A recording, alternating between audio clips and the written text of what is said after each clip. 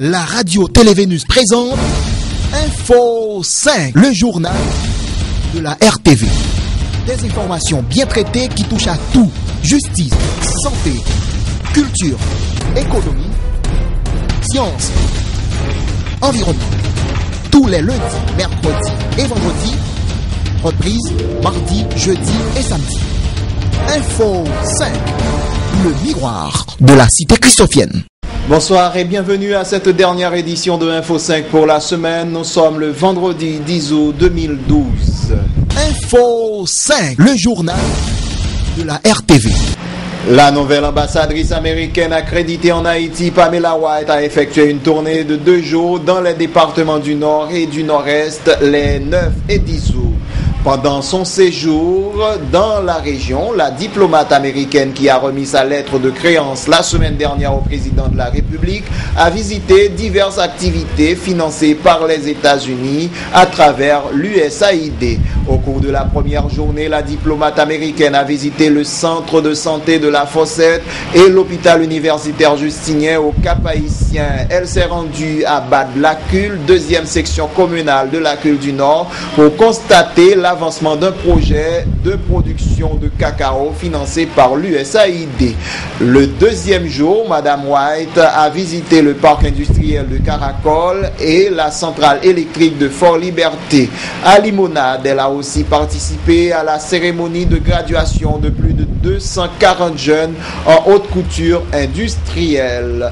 Au centre de santé de la Fossette, l'ambassadrice a été accueillie par le directeur médical du centre, Dr Anthony Constant, qui lui a remis les clés du centre pour une visite guidée.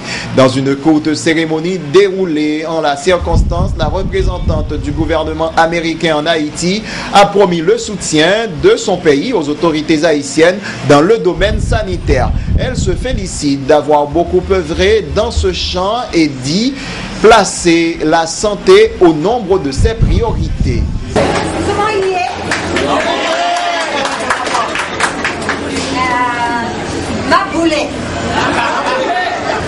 But I want you to know that health is my passion.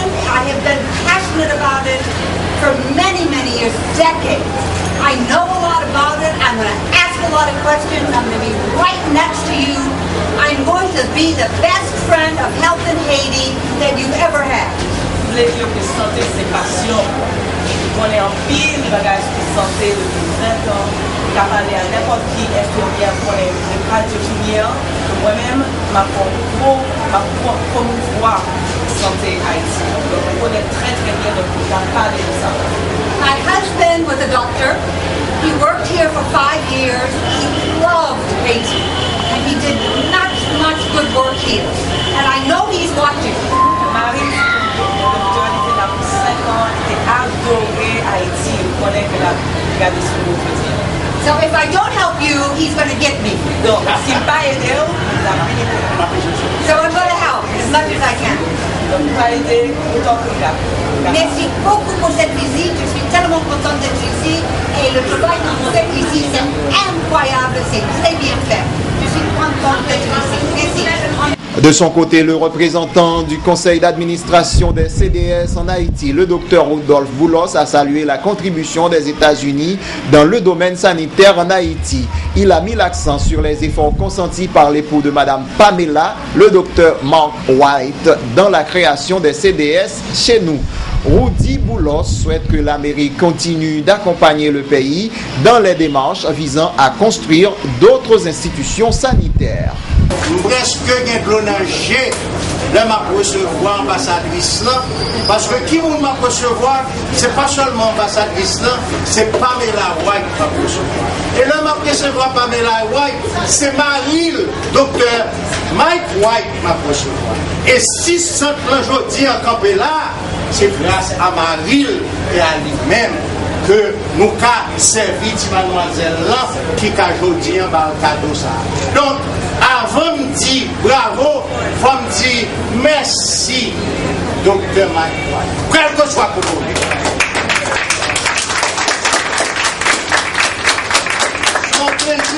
C'est un plaisir pour moi que je vienne là aujourd'hui, parce que je suis venu dans les années 90, si je ne me trompe pas, pour inaugurer 10 centres qui étaient en bas de Tonnel. Et c'est Jean-Marie Vincent qui te bonne autorisation pour nous prendre la main pour nous faire ça, nous venir là aujourd'hui. Et aujourd'hui, ce n'est pas seulement dit gros merci pour le peuple américain et directement l'ambassadrice pour représenter le peuple, mais c'est dit merci pour le docteur d'Espagne, à toute équipe qui l'a. Ni nurse, ni agent de santé, ni matroigno qui fait que dispenser ça aujourd'hui, camper, qu'à servir le peuple à possède comme ça. Moi, je dis encore merci à Pamela, parce que me permettre moi-même, puis que mon passé, va prendre blanche, pour me dire Pamela, je dis merci à Marie, et me dis qu'il y a 20 communes dans le nord, et qu'il y a 13 communes dans le nord-est, captain, l'outil dispensaire, pour bon Dieu voter la vie, pour petit pour maman, pour papa. Merci. Dans ses propos de circonstance, le directeur médical du centre de santé La Fossette, le docteur Anthony Constant, a présenté à la diplomate américaine les différents services offerts par ce centre. Selon lui, cette institution sanitaire arrive à satisfaire la population du Nord grâce à l'appui, entre autres, de l'USAID, organisation financée par le peuple américain. Le docteur Anthony Constant en a profité pour appeler à l'aide du gouvernement américain afin de parvenir à construire l'odontologie et renforcer l'effectif des prestataires de services au sein de ce CDS. Madame l'ambassadrice, vous êtes avec nous. Nous pouvons dire, comme Salomon dans le Cantique des Cantiques, les fleurs paraissent sur notre sol. Le temps de chanter est arrivé. Votre visite constitue pour nous un événement d'importance, car nous avons la chance d'être parmi les institutions privilégiées. C'est l'occasion pour nous de remercier le gouvernement américain, le peuple américain pour son support au peuple haïtien. Votre présence au CDS La Fossette, situé au cœur d'un quartier populaire, témoigne d'une coopération franche et sincère entre le peuple américain et le peuple haïtien. Madame l'ambassadrice, la tâche est immense, les défis sont de taille au centre de santé de La Fossette. Ce centre de santé s'enlit à population de dessert 139 929 habitants. Notre population infantile s'élève à 16 092. Nos femmes en âge de procréer, 34 982. Nos femmes enceintes, 5 597. Le rapport du dernier mois a accusé les chiffres suivants. 1171 personnes vues en consultation générale. 1319 femmes enceintes vues. 317 femmes complètement vaccinées. 512 femmes enceintes testées pour la syphilis et le VIH. 106 femmes vues en visite postnatale. Nous avons 4054 utilisatrices d'EPF et 1080 hommes utilisateurs. Nous avons distribué au cours du dernier mois 12 264 condoms. Nous avons réalisé 236 examens de crachat, dont 11 sont positifs. 21 PV-VIH sont placés sous prophylaxie à l'INH. Total cumulé 1104. Nous avons 50 patients actifs en traitement pour la tuberculose. 30 femmes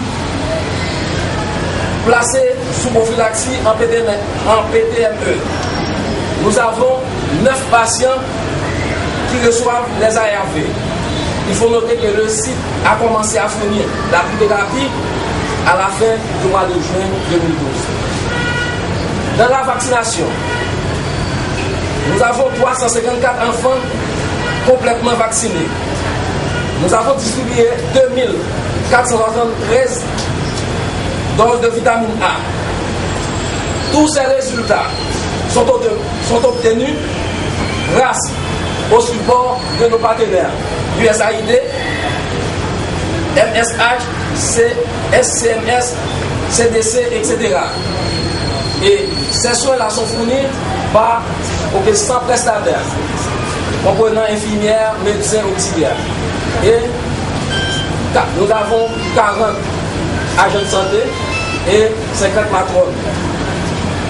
Mais cependant, le CDS La Fossette peut travailler davantage afin de fournir un travail de qualité, atteindre les objectifs. En un mot, peut-être toujours performant. Cependant, nous avons des contraintes. Un local trop étroit, alors que nous avons une construction en attente. Les matériels et les entrants sont parfois manquants. Le CDS de La Fossette veut ajouter à sa gamme de services l'odontologie. Il veut redynamiser la stérilisation volontaire, allonger ses heures de service, c'est-à-dire passer de 6 heures à 12 heures à 24 heures et 6 jours sur 7. Pour arriver à ce projet ambitieux et humanitaire, il nous faut augmenter le nombre de prestataires et construire la partie vide de l'étage. Voilà donc notre rêve. Nous serons donc heureux de le voir matérialisé dans la glace du réel au bénéfice de nos fils et filles de la communauté. Le recteur de l'Université d'État d'Haïti, le professeur Jean-Henri Vernet, ainsi que la commission de gestion du campus universitaire Henri-Christophe de l'UEH ont rencontré le jeudi 9 août des jeunes étudiants à la faculté de droit des sciences économiques et de gestion du Cap haïtien. L'objectif était d'informer ces jeunes sur l'état d'avancement des activités en vue de l'ouverture de cette entité de l'UEH. Le recteur a informé que les inscriptions sont déjà en cours pour ceux qui veulent avoir accès à ce campus universitaire. Les modalités d'inscription sont les mêmes tant pour le campus universitaire Henri-Christophe que pour les autres entités de l'Université d'État d'Haïti, a insisté le recteur Jean-Henri Vernet. Expérience que nous devons faire, ça me veut dire nous que son expérience pilote liée. Nous gagnons pour nous refaire l'Université de l'État, remodeler, renforcer. Et nous dit, nous choisissons Campus Limonade là, pour que là, nous démarrer avec une nouvelle expérience pour faire une nouvelle université d'État dans le pays. Moun cap responsable, cap chef campus là, c'est le professeur, le docteur Jean-Marie Théodate. M. Sonnet qui t'a enseigné à Paris, à l'Université Paris 1, et qui en même temps est responsable agence universitaire de la francophonie dans les Caraïbes, là. Agence universitaire de la francophonie, son réseau qui gagne là-dedans presque 900 universités. Ça veut dire que son réseau, côté nous avons contact avec 900 universités, nous avons fait échange, nous avons fait échange de professeurs, échange d'étudiants, donc son réseau qui est très important. Moi, j'ai avec moi tout, secrétaire général, campus là, c'est un personnage clé. C'est un monde qui a pile expérience dans la question universitaire. Monsieur pas passé toute filière qui a enseignement dans le pays. Il fait enseignement primaire, des professeurs, d'ailleurs sont normaliens, et origine, d'abord il commence dans l'école rurale. Ensuite, ça passe dans l'école nationale. Monsieur fait master, fait doctorat, monsieur parti à travailler en Afrique, il monte université en Afrique, il fait cours dans l'université de Montréal, et nous pas choisi monsieur comme ça. Nous mettons sous journal, nous dit tout le monde qui est intéressé pour venir travailler dans le campus Henri-Christophe là, nous demandons tout le monde ça yo, voyez curriculum vitae, nous demandons voyez papier avec une lettre de motivation pour dire est-ce que pour qui ça vous voulez venir travailler là-dedans. Là nous t'ai lancé appel ça pour secrétaire général, pour administrateur. Nous recevons plus d'une vingtaine de dossiers. Alors, dans le dossier que nous recevons, et c'est le dossier professeur Kenol Moreau qui était retenu. Premier bagage qu'on a cherché, c'est compétence. Seul bagage qu'on a dit, à compétence égale, nous avons priorité à un monde non. Mais nous pas même été capable de parler de compétence égale pour le professeur Kenol Moreau, juste pour nous choisir parce que c'est mon bon magolier. Mais M. Kenol Moreau, il était déjà dépassé par expérience, par formation, par niveau, il était déjà dépassé l'autre monde qui était candidat. Nous avons réformé l'université, nous avons modernisé, nous avons avancé dans ce sens. Je dis, nous avons commencé d'abord par campus Henri Christophe là. Nous avons un modèle que nous avons présenté, nous avons réfléchi sur l'île à Port-au-Prince. Mais le petit difficile pour faire, comme nous avons occasion à Koulia, des programmes ça nous est là, qui ont expérience que nous avons démarré. Ouais. Ce n'est pas ici seulement sa première fête, mais nous faisons des adaptations. Nous avons démarré l'expérience là ici, ouais, et c'est lui qui a servi modèle pour tout le reste pays. D'un autre côté, le professeur Jean-Henri Vernet s'est dit rassuré que l'université Henri-Christophe de Limonade donnera une formation de qualité. Pour atteindre cet objectif, il s'engage à recruter au sein du corps professoral des profs de renom venus tant du pays que de l'extérieur. Et n'a recruté de professeurs. Et professeurs n'a recruté, ce n'est pas des gens, c'est sous même base, mais c'est tout le monde compétent. Bon bagage nous avons fait dans l'université de l'État. Après 12 janvier, bon bon pays qui te dit à bonne formation.